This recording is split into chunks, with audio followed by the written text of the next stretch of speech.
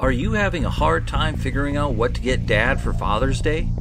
You should check out Row 1 Brand's Vintage Pictorum Gallery. They have America's best sports art.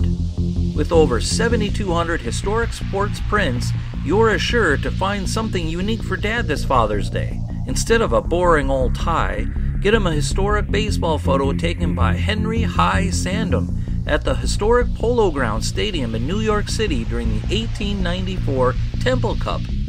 Or, if he's an NFL buff, check out the 1963 vintage NFL poster. These are so good looking that you'll be amazed how they turn out. Shop now at sportshistorynetwork.com/row1 and save 15% off your order. Today is August 8th, 2018. On this day back in 1992, the U.S. men's Olympic basketball team wrapped up their perfect Olympic campaign with the 117-85 victory over Croatia, earning them the gold medal. This was one of the greatest sports teams in history. They were simply referred to as the Dream Team. In this episode, we're going to hear more stories from listeners of the show, and we get a sneak peek at the favorite moment from a man that would certainly make the sportscaster's dream team, and he simply goes by the simple name of Boomer.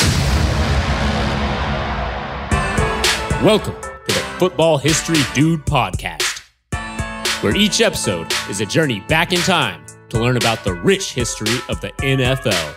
Your host is Arnie Chapman. Football is his passion, and he wants you to come along with him to explore the yesteryear of the gridiron. So hop on board his DeLorean and let's get this baby up to 88 miles per hour. Great Scott! This time as we step off our DeLorean, the date is August 3rd, 2018. And this is the day before enshrinement, which actually already happened, if we're looking at the future. But we took our DeLorean back in time, to a time where we stopped Chris Berman, yes, Boomer, the Swami, and we get his favorite football moment of all time. And at the end, he even gives us a whoop for the podcast. And here's his story. If you could go back in my DeLorean at any point in NFL history, what game and what moment are we going to do? Ooh. One moment or one game? One moment. Can't change the outcome, though. So I want to be there. Physically, presently there to watch. Well, for me, I'm going to go to my why I do this for a living. I was at 8 of their games that year, meaning 7 home games in the championship game, but I was in 8th grade, so I wasn't at Super Bowl III. It's a little before your time, but some people might remember it. And Joe Namath was my guy. The AFL was my league. I wore white shoes. I couldn't throw the ball as well as him. We grew hair. And that win, which is legendary, but that was one of the games that made pro football probably the most important game ever played. I mean, I know they started football, we're in Canton, and they invented it in a car dealership. I know that Johnny Unitas and the Colts won in overtime at the Yankee Stadium. I'm going way back. There are games in more recent times that these Super Bowls, every one is great. But Super Bowl III, without that, football doesn't explode. I wish I was there. I watched every minute of it. Joe's my hero. So that's an easy answer. All right. Think you can give me one of your whoops? Whoop! All right. There you go. All right, thank you. Nice Thank to you see very you. much. Super Bowl III. Thanks, Chris. I ran off like he did. I've done that. Like you said, I'm too young to remember this personally. I wasn't there, but we can take my DeLorean back in time. We can go check it out, And that's a big reason why I started this show. I wanted to go back in time and learn about the different events that shaped the league to what it is today, and then share it with you. So let's go on to our next moment, which kind of hits a little bit of a, hits home with me. I'm a Lions fan, and it's basically just a Lions love fest. And this comes from Michael Archambeau, and here's his story. My favorite moments were when Barry Sanders went over 2,000 yards, that Dallas Cowboy comeback, when we beat the Cowboys, when Stafford did the fake spike, as I believe that was when Calvin went 329, and of course the Cowboy playoff when Barry went crazy with that one famous run. Thanks. So I don't know if you know about all of those plays that he talked about, but yeah, Barry Sanders, 2,000 yards, Dallas Cowboys comeback with Stafford, faking that spike, and Calvin having that blow-up master game. I'm like, yeah, right up there, man. But then also he talked about that Barry Sanders, crazy famous run, and he basically, took the entire Cowboys defense, turned them around, spit them out, and said, "Hey, I'm in the end zone. What are you guys doing here?" If you have not seen that play, I highly suggest you head over to my website, and I'm going to go ahead and provide that link for you, which, by the way, I wanted to remind you to head to thefootballhistorydude.com for the show notes, and to make sure you mash that little subscribe button on your podcast player of choice so you get the freshest, hottest out the press episodes each and every week. I'd also appreciate an honest review of the show. But let's get back to the listeners. The next one comes in by Micah, and when he sent in his favorite story, his favorite football moment, he prefaced it by saying, sorry, this is a Brett Favre love fest, and I know you're a Detroit Lions fan, you might be hard to stomach it and all, and I'm like, yeah, well, it is hard as far as that goes, but tell you what, Brett Favre was one of my favorite players too, even though he was a Packer. And here's his story. My favorite football moment has to be the time Brett Favre was in Green Bay. Essentially that entire 15-year run before leaving for the Jets, and then the despicable move to the Vikings. The 15 years in Green Bay coincided with me really not knowing anything about football as a boy, and then when he left, by the time he left, I was in my 20s, so I kind of grew up not knowing anything about football except Brett Favre under center for the Green Bay Packers. And really just the way he loved football, the way he played the game with joy and passion, and really left everything on the field every time he played, and showed up every Sunday and played regardless of injury, regardless of any situation. He was always there, always being Brett Favre. It was just special. And I guess the moment that really epitomizes what he was the first touchdown pass he threw in Super Bowl, must have been Super Bowl 31, I believe, January 26, 1997, against the Patriots, when he audibled and threw a bomb to Andre Rison for a touchdown. And coming off the field, he was leaping and jumping and ripped his helmet off and was just flying around, basically the same way I was when I was watching the game. And I was at the time a 14-year-old, and he was doing essentially the same reaction that a kid would have, and that's kind of what made it so fun and so easy to enjoy him, and really made it easy to be a Packer fan and fall in love with the game of football. Just the way he would always just run around, throwing snowballs if there was snow on the field, having fun with teammates, making fun of refs.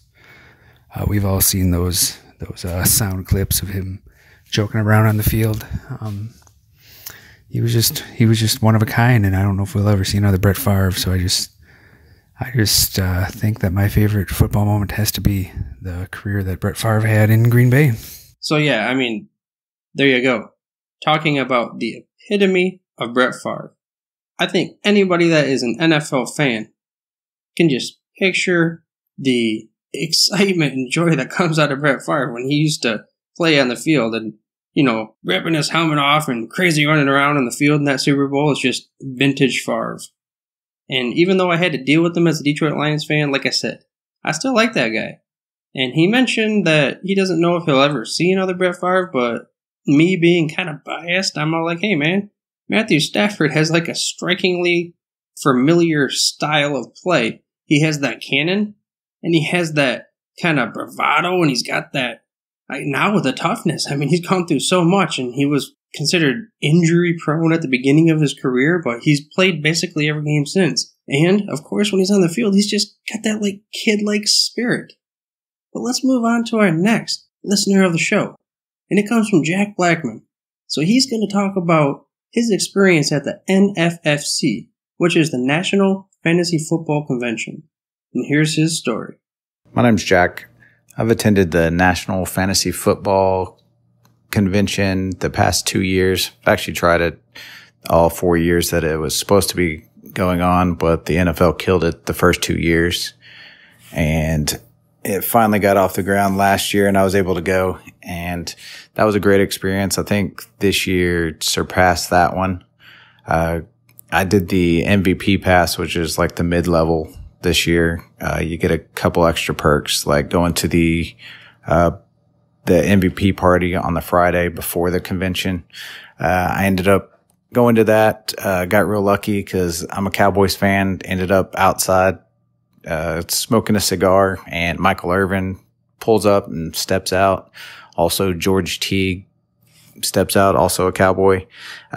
Just got to see them, get a picture real quick. I mean, I ended up with like a really awkward picture with Michael Irvin because I was staring at him because I was just in awe, just really fangirling out right there. But turned out to be a funny picture, but it was a cool experience. Other than that, the MVP party is basically just you stand around and drink and hope to meet a couple of players. I know there was Jeff Heath, like Todd Gurley showed up. There was a couple other players as well. But then after that, went to like the next day, went to the first day of the convention. It was a lot of fun. I mean, there's tons of booths and everything to just interact, but there's a whole lot more players this year than there was last year. Pretty much from all teams, but I'm from here local, so I'm a Cowboys fan. So this event has a lot of Cowboys just because the creator of the event is out of Dallas, and Zeke is a part owner. Tony Romo's a part owner. So it's kind of based in Dallas. So it's pretty Cowboys heavy, but this year they had a lot of other players as well. But it's really good for me being a Cowboys fan.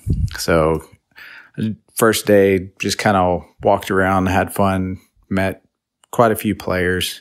But I really wanted my daughter to meet Jalen Smith, and he was coming on that Saturday. So it worked out really well for us. We went and picked her up from grandma's house, came back to the convention on that Sunday, and we ended up waiting in line. We walked up to meet Jalen Smith, and my daughter ends up giving him her autograph. She doesn't ask for an autograph. He was extremely nice. It turned into an awesome memory. There's actually a video of it on my Twitter, which is blackjack_red. And it got picked up by the local newspaper, and they ran an article on it. So that was just one of the experiences that's just, I've never had anything like that. And this event provided it. Also, my daughter, like, I wasn't sure about bringing a 4-year-old because that's how old she is to the event, just because I didn't know if there's going to be a whole lot of stuff for her to do, but she really liked just walking around the booth, collecting, little things like footballs, stuff like that. She really likes to dance. So there's the Cowboys DJ has been there the past 2 years, and he's playing music, and she got to meet him and just hang out, dance, do that kind of stuff. Well, most of the people, I mean, pretty much all of the people that we met were really nice. Especially, the people putting it on, stuff like that. Even like the, one of the guys that was part of, I think it was the Body Armor, the sports drink. He was just out there dancing and having fun. And my daughter ended up dancing around, having a little dance battle with him. And it just, all around, it's just an extremely fun event. I know a lot of people have different things they want out of the event. I just wanted to get pictures with players that I knew, kind of interact with them. I didn't really go after autographs. I know some other people did, and they got the autographs. It's not really an autograph show, but the opportunities are there. You're just not guaranteed any of them. But I'm not even that big of a fantasy football fan. Like, I kind of play it, but this event is still great just being an NFL fan. I know they do quite a few of the, the sessions where like Matthew Berry and everybody. So I've seen a lot of people enjoy that that part of it. A lot of people just enjoy meeting the players. Some people like getting autographs, but that was pretty much my experience. Both years have been really fun. This year seemed to have a little bit better structure. There's always things that can be improved and stuff like that. And I think they're really working on it, to make it better each year and kind of work out some of the kinks. But if you go in with a good attitude and not really feel like you're entitled to a whole bunch, just because, I mean, you pay a bunch, sometimes, people feel like, oh, I should be guaranteed this autograph, but that's not really the show. It's not an autograph show where you're guaranteed like to get this person's autograph. But if you go into it with a good attitude and just like, everything's just kind of like a bonus, especially if you really like just even like lower tier players, they'll be standing around and you can just have a real conversation with them, talk to them, because they don't draw the crowds. Your bigger name people, like you get that autograph, people chasing them around and stuff like that. But other than that, like I had a great experience, and like that experience with my daughter and Jalen Smith, like it's amazing. Like it never would have happened anywhere else, I don't think, just because she was able to go up there, and it's just such a great memory. So I would suggest anybody to go out there. I wouldn't treat it like an autograph show where you hope to get a ton of autographs. Maybe just look for one person that you really want to meet, and you might be able to meet them. They don't really do a schedule, but it works out. You can normally kind of figure out where people are going to be. So yeah, overall, I just think it's a great event. I've had a lot of fun the past couple of years, and that's pretty much it from me. I have quite a few pictures and videos and stuff, and on my Twitter, which is blackjack_red. And, also you can go to @GoNFFC, and they post a lot of stuff there as well. But all right, I hope this helps, and you all have a good day. I kind of thought it was funny how he, talked about fangirling out and everything. I was basically fangirling out at the convention too. And it wasn't just from seeing the favorite players. I mean, I saw my idols and, people I look up to in the podcast industry for the fantasy footballers and Matthew Berry and that kind of thing. And I also thought it was so cool how he said that, his daughter gave Jalen Smith her autograph, and the video being picked up from the local newspaper, and it's just a perfect experience to share with his daughter. It's just super cool. Which is kind of like going into the next thing. The next story comes from Chris Rynders, and he tells a story about basically being a kid on Christmas Eve and driving 4.5 hours just to get to this thing. And here's his story.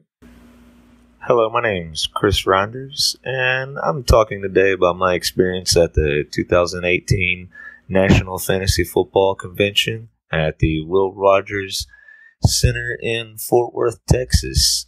First, I have to give a big shout out to my dad, Jack, my mom, Joyce, my wife, Elisa, my friend, Brian, and my friend, Alex at auctionandchampions.com for the opportunity to even make this possible. It was a really great experience at the convention. This was my first time going.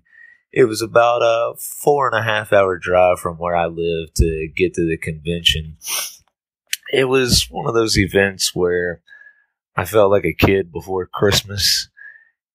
I could barely sleep the night before and ended up waking up about 2 hours before my alarm was supposed to go off that morning for the convention, just thinking and hoping of all the players that I might meet and the fun that I might have that day at the convention.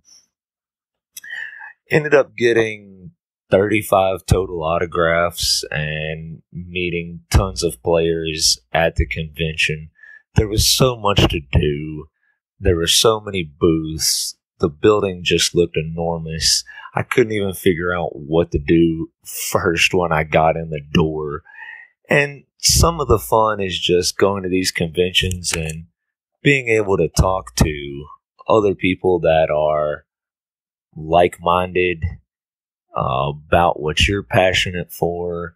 And so it's easy to build a fun bond between you and other people. Even if I am a 49ers fan, and it being in Texas, obviously there was a lot of Cowboys fans, but just to have fun, we were able to get along all right. And so when I first got there, I wasn't sure where to go, what to look at first. You just got all these things running through your mind, and my heart was pumping, all the adrenaline, and just thinking about it and looking back on the pictures now still makes my heart pump and my adrenaline race from hoping that I get to go back next year. Most of the players were walking around and were very accessible. Some of them you had to stand in line at some of the different booths. Some of them were at specific photograph booths. Some of them were at booths doing podcast and radio interviews and different things such as that. Some of them were able to just walk right up to them and talk to them uninterrupted, get a picture with them, get an autograph. There was no lines with some of the players, and just a really cool experience because of that kind of freedom at the convention. You weren't really supposed to be here or there at a certain time or place, and so I think that was part of the really cool experience. The first day I was able to meet Terrence West.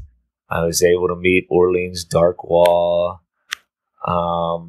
Had a really lucky experience with Chiefs quarterback Patrick Mahomes. He was supposed to be doing an interview at a booth, and there was a crowd of probably just 20 or 30 people at the booth, and he didn't come, and so a lot of the crowd ended up walking away. And I told my dad, I said, this is what I came for. I'm not leaving until he shows up. I wanted to get some of my cards autographed really bad by him. And so after about, I'd say 45 minutes to an hour of standing, me and one other gentleman with a Texas Tech mini helmet were the only ones that stuck around. Well, thank goodness one of the guys helping run the booth told us that if we could give him our items, that he would go find him and he would get them signed, and we could come back and pick them up later. Well, little did we know, right about that time when we turned around, here come Patrick Mahomes walking to the booth. And it looked like the gallery at a golf tournament following behind him. It must have been easily a couple hundred people right behind him, following him through the convention. It was so crazy to see that many people following along behind even just one given player. And so thank goodness when he came over to the booth, I was able to get a couple of my cards signed by him and was able to listen to his Q&A. So that was a really lucky experience. And then most of the players were just coming in through the front door, just like where I came through. For example, I got to meet Darren McFadden, and he probably didn't make it 5 steps in the door, and people were around him. We were able to walk up to him, and he was really cool, signed a couple of my cards, and took a picture with me. And I was really happy to get to meet him, especially being from Arkansas, so that meant a lot. And then I got to meet Cortland Sutton, the Broncos' new 2018 draft pick wide receiver, And he was a really nice guy, signed a card for me, signed a hat, and took a few pictures with me. So that was a cool experience. And then the Gronkowski brothers, Glenn and Chris, they were probably two of the nicest guys that I met at the convention. They were talking to everybody and signing autographs and taking pictures, and I just got to meet them. They were randomly just walking around the convention up and down the aisle, shaking hands and everything. And so they were a lot of fun to get to talk to. Kenyon Drake, Dolphins running back, former Alabama running back. He was a really nice guy. I hope to get to meet him again someday. Guys like him and a lot of the guys at the convention are the stories that we need to hear and the things we need to know about these players. You see so much of the negativity in the news all the time, but the good that a lot of these players are doing, you don't get to hear that a lot. So we need to hear more of that. Also got to see Kareem Hunt. He was doing an interview with Matthew Berry, and that was really cool to get to see him. I actually had to be in the herd of people following him around to be able to get to see him, but it was well worth it. Well worth it for sure. It felt like a childhood dream getting to see some of these guys, and it was just so cool to see people following them around like rock stars or a movie star, and it just almost made me feel like I wasn't at a convention, that I was somewhere totally different. And so just a neat experience all the way around. On Saturday. Then on Sunday, day 2 of the convention, got to meet Bryce Petty, the former Jets quarterback. He was a really nice guy. He even teased me about, I walked up to the booth and with my 49er gear on, and he asked me, was I a Rams fan? And it kind of threw me off. And so it was cool to see, just some of the guys like that joking around and having a good time with the fans. It really means a lot. And Chiefs running back Charcandrick West was doing the same thing. I couldn't tell who was having more fun, me or him. And just a simple gesture such as I always try to make it a point to tell the guys thanks for coming and signing stuff for me or taking a photo. And it was cool to hear him say the same thing back to me, that he was glad that I came and took the opportunity with him. And so there again, just more positive that we need to hear for these guys, and that they're not all out to be bad or do bad things on or off the field, that they are really humble, nice guys for a lot of them. Matthew Berry for ESPN was really cool. He signed a card for me, and I was able to get a picture, and he signed his book that I have of his, and so that was really cool to get to talk to him. I saw Melvin Gordon, the Chargers running back. That was a pretty crazy following of people with him, but got lucky enough to get a picture made with him.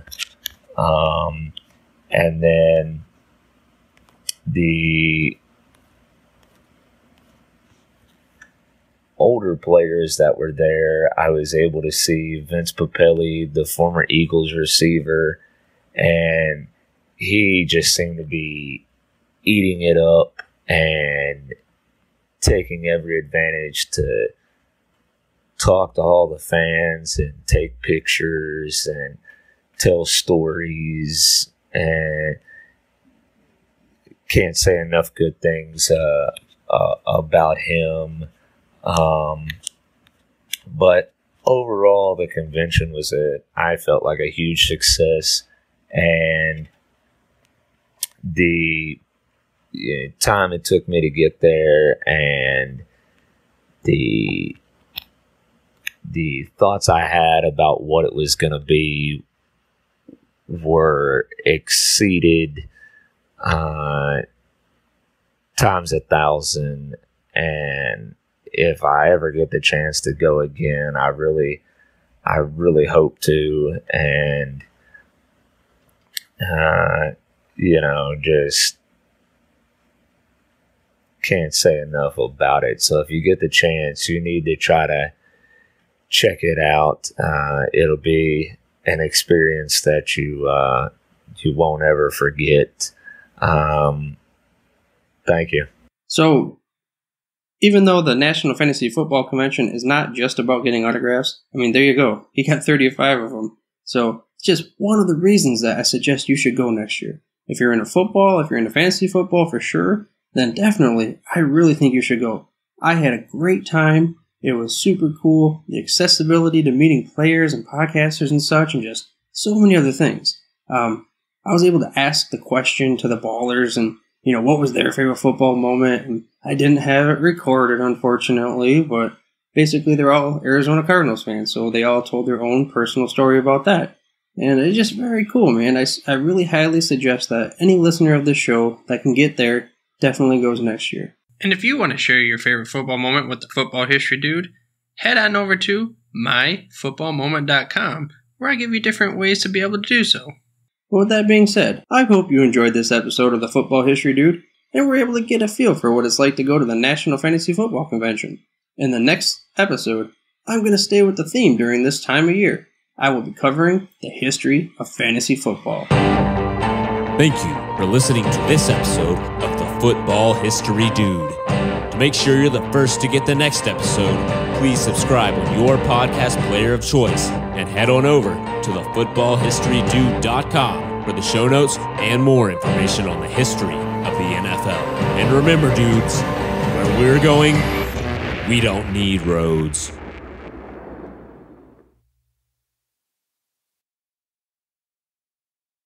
We here at the Sports History Network proudly partner with 26 podcasts, all revolving around the history of sports.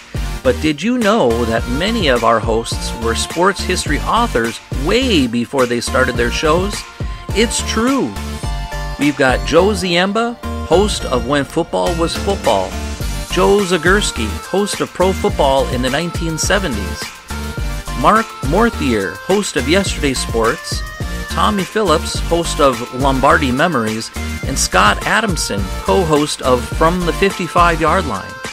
All these authors have many books for you to choose from. To check them out, go to our website at sportshistorynetwork.com/sportshistorybooks. Pick up your copy today. Soundtrack provided by Kevin MacLeod of filmmusic.io.